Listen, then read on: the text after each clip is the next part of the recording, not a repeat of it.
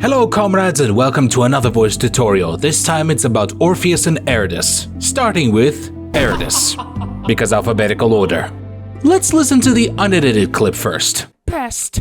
I will use your soul to undo this offense. Basically, to speak like Erudyce, You need to speak like you're basically not taking everything seriously. I mean if you've heard Mr. Sneak's wife voice act Erudyce, you pretty much know how she's supposed to sound. Now the effects. Now, to make my voice sound more feminine, I go to change speed and change it by +15. Please don't do this part if you're a natural voice female. It's just for people like me who do everything by themselves. Once again, select the empty part of your track, go to noise removal, click create noise profile, double click to select the track, and press Ctrl R to do the noise removal. Next is low roll off for speech obviously. Next up I will silence any empty parts of the track, and of course create some additional silence at the end of the track for reverb. Yes, we'll be using that. Now go to change pitch. Change it by -8 and also use high quality stretching because it distorts the voice, which is how the Lich's voices are distorted.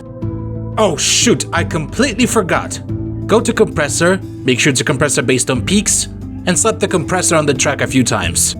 Now just go to reverb, and this is the preset that I use for Erudyce.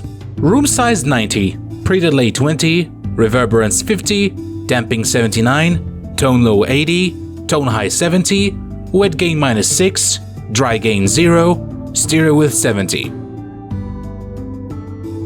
Now just lower the volume by -1 to make sure nothing clips. If you've done everything correctly, it should sound like this. Pest! I will use your soul to undo this offense. And now, Orpheus. Again, let's hear the unedited take first. Big mistake, cretin. Time to suffer. Quoting Mr. Sneak himself, Orpheus is supposed to sound like a smug, cocky but sophisticated dickhead. Basically, any typical medieval aristocrat with too much money and too much ego. Now let's get to the effects.